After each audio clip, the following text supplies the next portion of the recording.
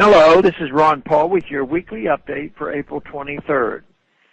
Earlier this year, strong public opposition led by several prominent websites forced congressional leaders to cancel votes on two bills known in Washington as SOPA and PIPA.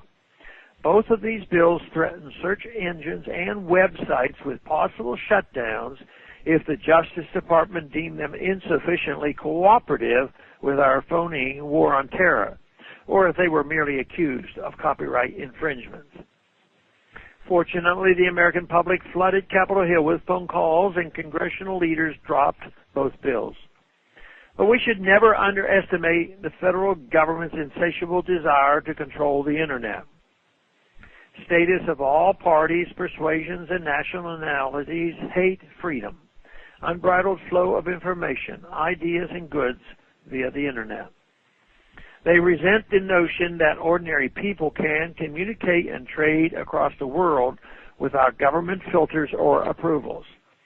So they continually seek to impose controls, always under the guise of fighting terrorism or protecting intellectual property rights.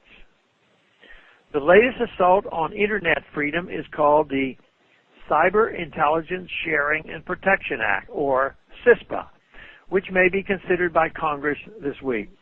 CISPA is essentially an Internet monitoring bill that permits both the federal government and private companies to view your private online communications with no judicial oversight, provided, of course, that they do so in the name of cybersecurity. The bill is very broadly written and allows the Department of Homeland Security to obtain large swaths of personal information contained in your emails or other online communications. It also allows emails and private information found online to be used for purposes far beyond any reasonable definition of fighting cyber terrorism. CISPA represents an alarming form of corporatism as it further intertwines governments with companies like Google and Facebook. It permits them to hand over your private communications to government officials without a warrant, circumventing the well-known established federal laws like the Wiretap Act and the Electronic Communications Privacy Act.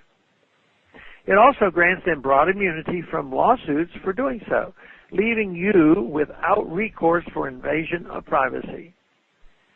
Simply put, CISPA encourages some of our most successful Internet companies to act as government spies, sowing distrust of social media and chilling communications in one segment of the world economy where Americans still lead.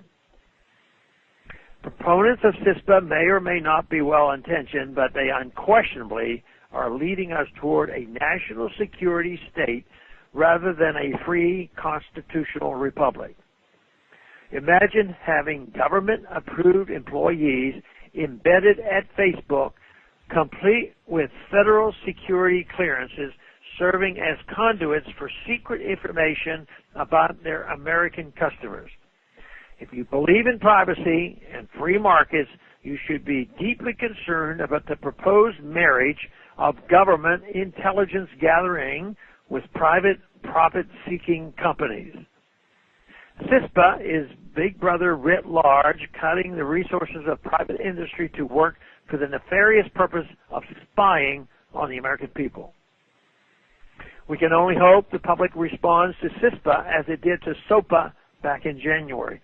I urge you to learn more about the bill by reading a synopsis provided by the Electronic Frontier Foundation on their website at EFF.org.